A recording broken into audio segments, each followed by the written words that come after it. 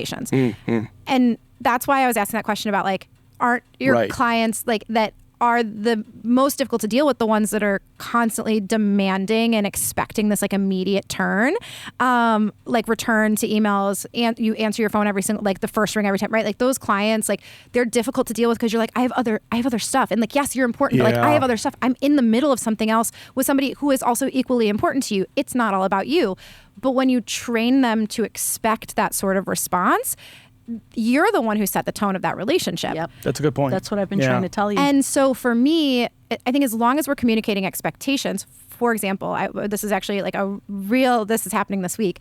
I knew this week was going to be tough for me time-wise with being able to be in my inbox. So I set out of office on Monday, and it's cheeky, and it says wedding season is wedding seasoning. And like I've done this. I do this every year when I have certain seasons that are busy. I'm like, I just have an out of office that goes to everybody that's like, listen, I am doing what I can. This is how I'm prioritizing my responses. This is how I'm making these decisions.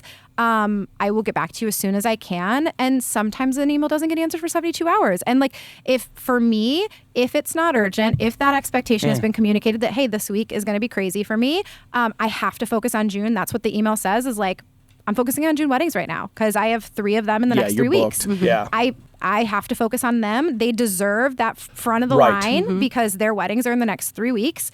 And everybody else will chill. My next wedding is until the end of July. Sasha and Steve, who I love, they're chill and they can wait a couple of days for me to get an answer to them. They'll be fine. September of next year, you're going to be okay. You're going to be all right. Yeah. So I think like as long as expectations are set, I think that's the big thing. My contract says don't expect anything sooner than 24 hours, but sometimes of the year it's going to be up to 72. And that's what my contract says. And you put it in your contract. I put it in my contract. There's a whole communication clause in my expectations clause in my contract. Oh, you should need to borrow that from my contract is like 18 pages long. It's like very like expectation setting heavy. Wow. Good for you. I love that. Thank you. Can you walk through something like that for like any business, like anyone who's watching this, regardless of what their business is, especially the businesses who don't do contracts? Maybe they're a mom and pop shop, one location selling products. Can you walk through that kind of communication skill set for a non-contracted? So, well, I think like a mom and pop retail shop, like that's going to be just a different breed anyway, because you've really just got like your hours that you're open, right? So unless there's like a division of that's going to be orders or things like that. And again, then we're getting into like contracts, email, out of offices, those sorts of things. I think like this is not a plug for you guys, I promise, but I think this is where marketing like really and branding really comes in handy, because also your brand can set an expectation.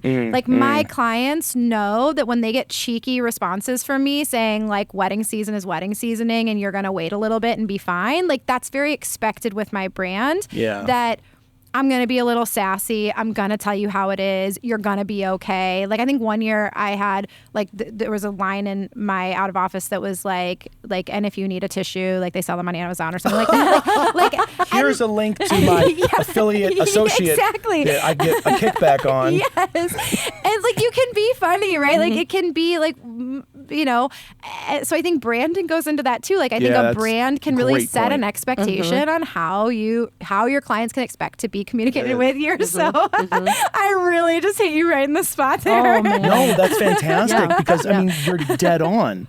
I think the idea of what professionalism is such a broad range. Like I think when people think of like, well, you have to act professional. It's like, well, professional is to a certain degree dependent on your brand. It's dependent on your identity. It's dependent on how you want to correlate like who you are with your clientele.